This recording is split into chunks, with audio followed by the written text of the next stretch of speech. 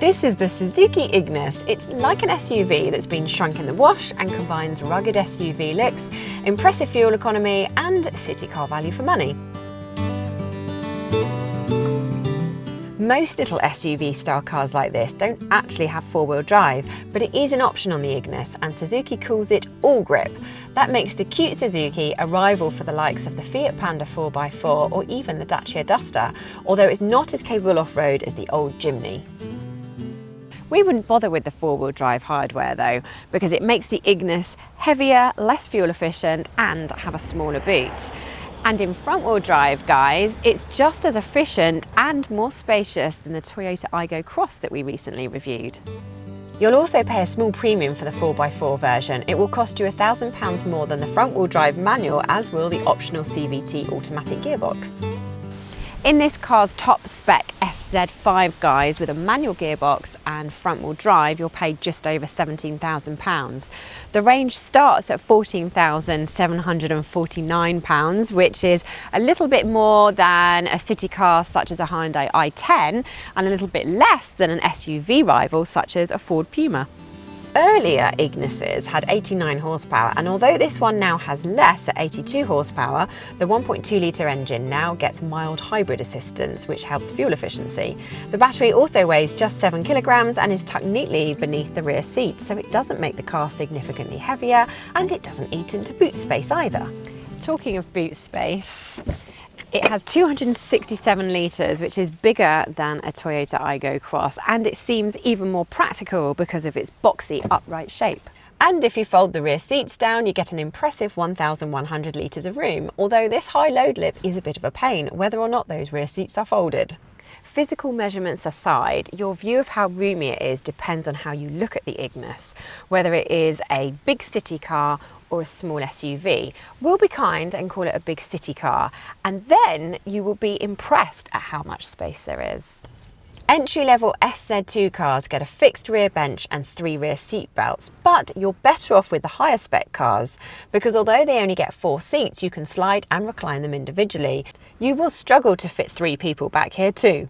Up front there's a reasonable amount of room for a small car. It's just a pity there's no lumbar support, and with the steering wheel it adjusts up and down, that's the rake, but no reach adjustment.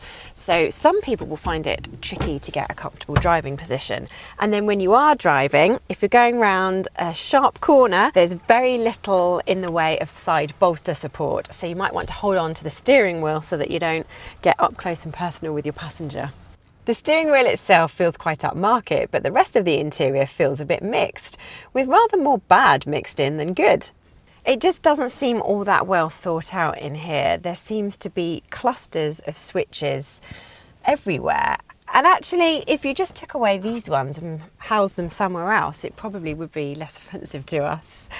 And they offer the Trip computer, and that would have looked out of date about a decade ago. And talking of old-fashioned systems, the 7-inch touchscreen that you get in the higher-end SZT and SZ5 trims is pretty far from brilliant. It feels rather small for a start, it's not especially responsive to your touch, and the graphics seem rather fuzzy and low resolution.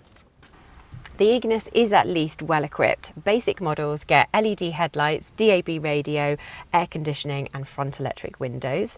Move up to mid-spec and you get 4 electric windows, touchscreen infotainment system with integrated Apple CarPlay and Android Auto. Top spec cars get built-in sat-nav, cruise control, a rear view camera and keyless entry and start. We mentioned the Toyota Aygo Cross earlier in the review, and it's worth mentioning again because although the little 1.2 litre hybrid engine fitted to this car has just 10 horsepower more than the Aygo, its willingness to rev and the smoothness of the delivery actually makes the Ignis an easier car to drive.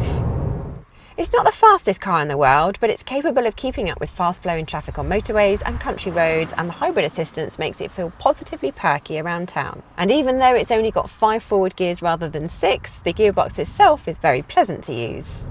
The light steering, tight turning circle and high set visibility are useful when driving around town. The only problem is those rear metal pillars are so thick they hamper over the shoulder visibility. Good job for that reversing camera that we mentioned earlier, and that does make parking a little easier.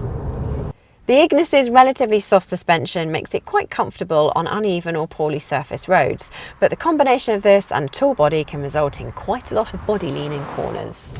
The wind noise from around the windscreen and the door mirrors can be a bit annoying on long motorway runs too. What is never annoying is the fuel economy. Officially, the manual two-wheel drive model can manage 58 miles per gallon, and if you drive it carefully enough, you will get close to that in the real world. If you're looking for a city car with a bit of rugged presence, then the Ignis is better value than a Toyota Aygo Cross. It's also more spacious inside and is blessed with a much better engine. It's also very economical. But the interior quality and infotainment setup really aren't up to par with the best city cars and small SUVs that are available. But what do you think? Let us know in the comments below, and if you're considering buying a Suzuki Ignis or indeed any car, head to cargurus.co.uk to find loads of great cars for sale from top-rated dealers. And with our super clever pricing technology, we'll even tell you whether it's a good deal or not.